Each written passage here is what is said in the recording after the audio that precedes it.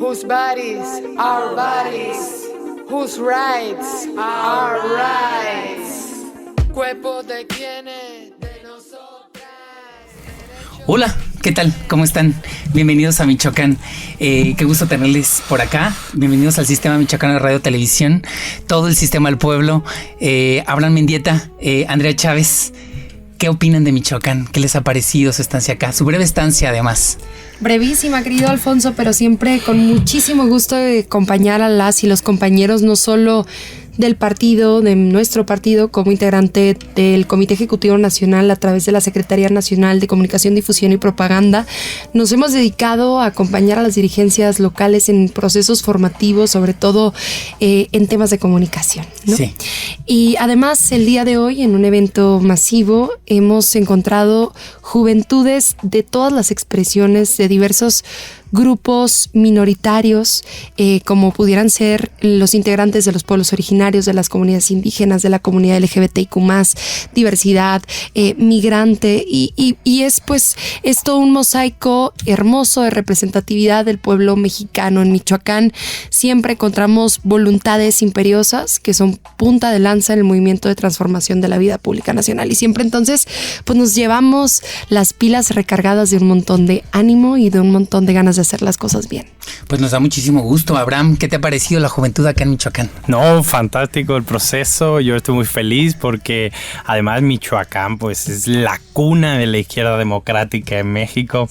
Aquí ocurrieron y se formaron los mejores cuadros políticos que luego han alimentado, ¿no?, a toda la izquierda nacional, han generado oportunidades, sueños, maneras diferentes de entender la vida pública. Así que yo feliz y más de convivir con esos más de 2.000 jóvenes, ¿no?, que tenían inquietudes, que tenían ganas de debatir, que pudimos diseccionar mejor elementos de la realidad política por la que está viviendo México. No, muy feliz, la verdad. Que bueno, nos da muchísimo gusto. ¿Cómo ven la coyuntura política del país? ¿Cómo ven este escenario? Ayer, justo en el Congreso de la Unión, se tenía esta discusión respecto al Tribunal Electoral de si debe o no tener injerencia en muchos de los asuntos de los partidos políticos. Había una especie como de coalición, ¿no?, entre las distintas fuerzas políticas para aprobar una iniciativa que pues a veces la oposición ha tomado como bandera en los últimos tiempos,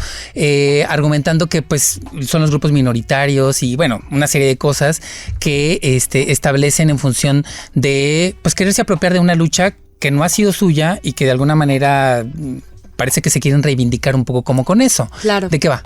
Pues mira, la derecha y el conservadurismo siempre se han intentado un poco cobijar en los organismos autónomos y en el poder judicial, ¿no?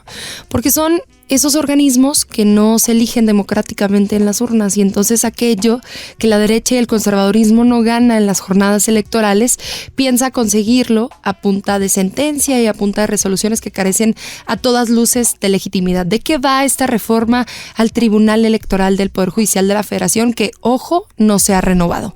El Instituto Nacional Electoral se renovó de manera parcial porque concluyó el periodo de 4 de sus consejeros, 2 que habían sido particularmente opositores al movimiento de la Cuarta Transformación. Me refiero a quien ejercía la presidencia del propio Consejo General, Lorenzo Córdoba, y su monaguillo Ciro Murayama. Pues este proceso de transformación, ni siquiera parcial, ha llegado al Tribunal Electoral del Poder Judicial de la Federación. Y no es que a los magistrados les interese pues darles espacios a las comunidades minoritarias LGBTIQ+, migrantes, afrodescendientes, indígenas, incluso juventudes, mujeres, sino que lo que siempre les ha interesado es meterle el pie, así de fácil, a las y los candidatos del movimiento de la Cuarta Transformación y de Morena. De hecho, Michoacán es un ejemplo clarísimo de ello. Nos quitaron un candidato a Morena. A la gubernatura por no declarar 11,000 pesos en el caso de Michoacán. Así es. 19,000 pesos en el caso de Guerrero, cuando hay pues una serie de documentos que efectivamente demuestran a manera de evidencia que en el caso de Nuevo León donde el gobernador emanó de las filas de Movimiento Ciudadano, no declaró cerca de 300 millones de pesos en campaña. Entonces, hay un encono promovido de parte del Tribunal Electoral, del Poder Judicial de la Federación contra nosotras y nosotros, y lo que queremos es restringir esa brecha de ambigüedad que dejan las leyes y que les permite entrometerse en una esfera competencial exclusiva del Congreso de la Unión, que tiene que ver con todo el tema legislativo. Desde el Congreso de la Unión tenemos que legislar a favor de los grupos minoritarios y no dejarlo al arbitrio del Tribunal Electoral del Poder Judicial de la Federación, que no son blancas palomitas, esos magistrados. Claro, bueno, aquí mismo en Michoacán tuvimos una situación en 2019 con la renovación partidista, en donde, bueno, y en todo el país, ¿no? En donde pues justamente el tribunal tiró todo el proceso de elección interna y obviamente retrasó mucho los trabajos de pues vida interna, ¿no? De un instituto político. Y bueno, han querido estar como siempre, ¿no? Inmiscuidos en estos asuntos y de alguna manera pues querer como tener la injerencia en las decisiones justo de los partidos políticos. ¿Cómo ves la situación ahora? Que ha sido además de manera deliberada, permanente, constante y como bandera ideológica, ¿no? Como la oposición no ha tenido la capacidad de articularse ni mediante sus gobernadores, ni mediante sus legisladores, ni mediante sus partidos políticos, intentaron infiltrarse a través de, como decía Andrea, organismos autónomos o poder judicial de la Federación, ¿no? Pero sí es profundamente deshonesto que utilizasen a los árbitros electorales, los que tienen la obligación de garantizar la certeza y la equidad de una contienda, para este golpeteo político, ¿no?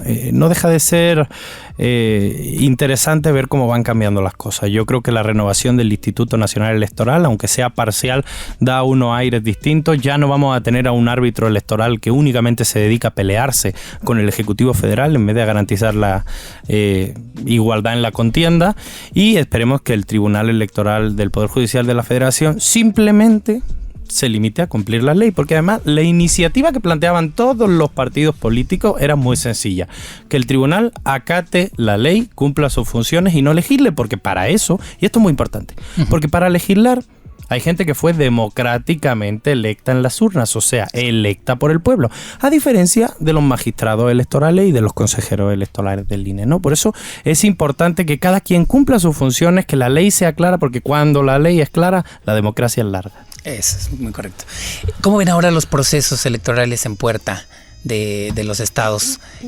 ¿Cómo avisoran el escenario político nacional respecto a las contiendas que están pues ya en marcha? Claro, pues muy pronto veremos jornadas electorales en dos de los bastiones en los que aún gobierna el que fuera el partido hegemónico en nuestro país, el PRI.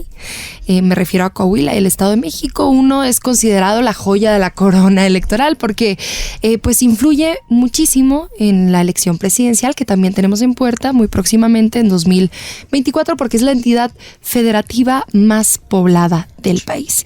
Y es así que estamos muy contentas y contentos de ver distintas encuestas, distintos mecanismos de medición que posicionan a nuestra candidata, la maestra Delfina Gómez, casi 20 puntos porcentuales por encima de la candidata de la coalición Va por México, porque en 2017 nosotras sostenemos que la maestra Delfina ganó la gubernatura y sin embargo no contábamos con esa renovación del árbitro electoral que en todo momento incumplió con los principios de objetividad, imparcialidad y neutralidad.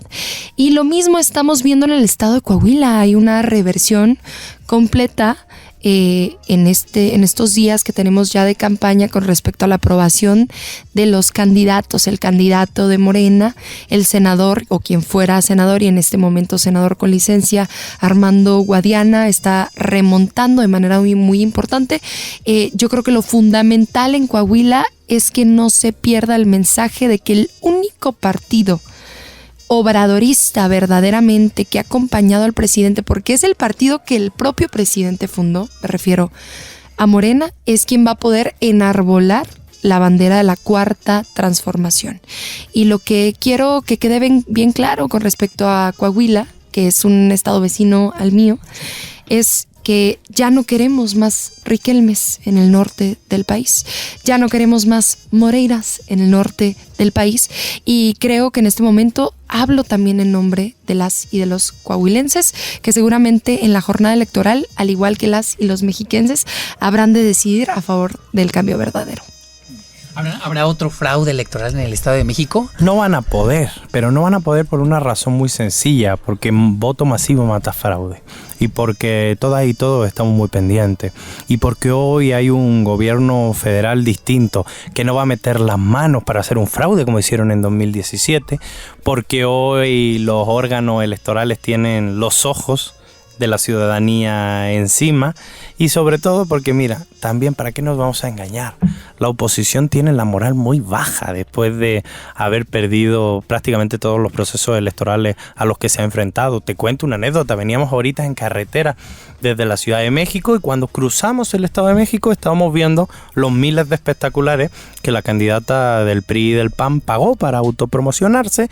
Y es sorprendente porque los logos de los partidos políticos tienen un tamaño microscópico. O sea, no hay manera de ver la marca del PRI, la marca del PAN, la marca del PRD. Es que hasta ellos les da vergüenza. Se avergüenzan ellos mismos de lo que representan y no es para menos. Mira, un último acto de vergüenza también tiene un elemento de reseña, ¿no? Pero como sea, yo sí tengo claro que ahora sí, como se dice en terminología bélica, la moral de sus tropas está muy baja y no van a tener manera ni de hacer un fraude ni de revertir la decisión popular que quiere que la Cuarta Transformación ya llegue al Estado de México y es normal, ¿no? Porque han sufrido mucho en el Estado de México, mucha pobreza, mucha impunidad, mucha corrupción. Una última pregunta. Andrea, propusiste, y bueno, fue aprobada en el Pleno del Congreso, esta iniciativa que permite más oportunidades para los jóvenes. Cuéntanos un poco de qué va. Claro que sí. El martes pasado conseguimos una victoria histórica. De manera unánime se aprobó la reducción de edad para poder ser diputada o diputado federal y también para poder ser titular de alguna de las secretarías de Estado del Gabinete Federal. En el caso de las diputaciones, de 21 a 18 años como minoría de edad, y en el caso de las secretarías de Estado, de 30 a 25, partiendo una serie de principios, pero con motivos del tiempo me gustaría reseñar dos. El primero de ellos es el principio de la no discriminación. Todas las y los mexicanos tenemos derecho a no ser discriminados por nuestra preferencia sexual, por nuestra identidad sexual, por nuestras creencias religiosas, por nuestra edad y por otra serie de razones étnicas y mucho más, ¿no? Y entonces tenemos un artículo, un precepto en la Constitución que dice que cuando cumples 18 años tienes derecho a votar y ser votado, y sin embargo, la gente que se encuentra entre 18 y 21 años no tenía derecho a ser votado a nada. Entonces no tenía manera de ejercitar de manera efectiva ese derecho constitucional. El segundo principio, y muy importante, es el principio de reciprocidad, porque tenemos la carga impositiva, las obligaciones, pero no contamos con todos los derechos. ¿A qué me refiero? Pues tenemos que pagar impuestos, tenemos obligaciones hacendarias, podemos ser juzgados penalmente, inclusive también podemos tener responsabilidades a constituir empresas, podemos ejercer la patria potestad de una niña, niño o adolescente, o también, hay que decirlo, podremos privar, según el derecho, de la vida a una persona en combate, pero no podemos tomar decisiones o no podemos acceder a los espacios de representación. Y es así que hemos propuesto la reducción de edad, fue votada de manera unánime, pero esto lo acompañaremos también con un proceso de formación, porque queremos que las juventudes que puedan llegar a los espacios de toma de decisiones cuenten con todas las capacidades, cuenten con toda la experiencia necesaria para acceder a estos espacios. Yo conozco gente de más de 45 años con mucha menos experiencia que algunos jóvenes universitarios que se dedican a la lucha social, que se manifiestan de manera masiva los 2 de octubre, los 8 de marzo, en las plazas públicas. Queremos que por lo menos de los 500 diputados federales, el 30% sean menores de 30 años, porque así el principio de representatividad también estaría garantizado. Tenemos ya representantes de la comunidad migrante, LGBTIQ+, afrodescendiente, indígena, personas con discapacidad, y sin embargo, de las y los 500 diputados federales que somos en esta 65ª legislatura, no llegamos a 10 que tenemos menos de 30 años. Entonces, queremos que las ideas frescas lleguen a ese congreso, y para que no se me asusten, les comento rápido: el proceso de selección de candidaturas no cambia. Las dirigencias nacionales pueden decidir quién será el perfil que encabezará las candidaturas. el método de selección de mi partido Morena Sí. es la encuesta. Y si hay una persona mejor posicionada que otra que se encuentre entre los 18 y 21 años, será él o ella quien encabece la encuesta y después el pueblo de México quien decida si tienes la experiencia necesaria y suficiente para acceder a estos espacios. Claro, que ha sido además una de las banderas, ¿no?, de la oposición respecto al Plan B. Abraham, ¿cómo está la cuestión de los intelectuales en la 4T? Porque todos los días el presidente de la República hace referencia a esta situación, ¿no?, de esta campaña desmedida que tienen en la oposición para denostar las acciones del gobierno. ¿Cómo ves tú la situación de estos intelectuales que desde luego que necesitan estar en la cuarta transformación para reforzar el proyecto transformador? Yo te confieso que con el tema de los intelectuales, sobre todo los del viejo régimen, yo sí me pego una divertida espectacular de vez en cuando, ¿no? Porque los compañeros creían que era como la única voz, que se debería escuchar la suya, no se podía hablar en este país de democracia sin citar a Denis Dresser o a Sergio Aguayo, no se podía hablar de literatura sin Enrique Krause y sin Aguilar Camín, y de repente se dan cuenta que hay una nueva generación en la vida pública nacional de México que emerge, que florece, que hace las cosas bien, que tiene el cariño, el acompañamiento de gran parte del pueblo de México y no saben cómo ubicarse. Y su intelectualidad al final los acaba llevando solamente al rencor. Y los ve uno llorando por las esquinas de este país porque dicen que no hay libertad de expresión, mientras gritan en todos los medios de comunicación lo que ellos piensan y está bien. Pero la señora Denis Dresser diciendo, no hay libertad de expresión en México, quiten la mañanera, no cancelen la mañanera. La señora lo dice en todos los periódicos, en todas las televisiones, en todas las redes sociales. Pues si no hubiera libertad de expresión en México, imagínate. Sí. ¿Dónde lo diría, verdad? Claro. No, y por nuestra parte, yo creo que de parte de la cuarta transformación tenemos que seguir creando cuadros políticos con un profundo background humano. Ahorita hablábamos con los jóvenes en el evento que la clave de quien se dedica a lo público es que le duelan las cosas, que te duela la pobreza que ves todos los días cuando vas por la calle, que te duela el sentimiento de injusticia que sufre aquel que es víctima de la impunidad, que te duela la desigualdad, el dolor ajeno, ¿no? Yo creo que eso es el corazón de un político que merece la pena y de una generación que va emergiendo muy preparada, muy capacitada, pero también profundamente humana. Decía el presidente en el Zócalo que pues el único requisito para dedicarse a lo público era un profundo amor al pueblo de México, y yo creo que eso de este lado de la cuarta transformación lo estamos cumpliendo. Pues les agradezco mucho. Sé que andan con la agenda apresurada por tomarse ese tiempo de hablar para la audiencia de Michoacán, y pues esperemos verlos pronto de regreso. Así será, esperemos que en Pátzcuaro o en días de... El Día de Muertos en Pátzcuaro queremos ir. Pues bienvenidos a Michoacán. Muchas gracias. Ya que nos vemos Gracias, allá. Alfonso. Un gusto. Y a usted le agradecemos mucho el favor de su atención en uno más de los podcasts del Sistema Michoacano de Radio y Televisión. Todo el sistema al pueblo. Eso. Dale que tú sí suena powerful. All of us together and powerful. Empower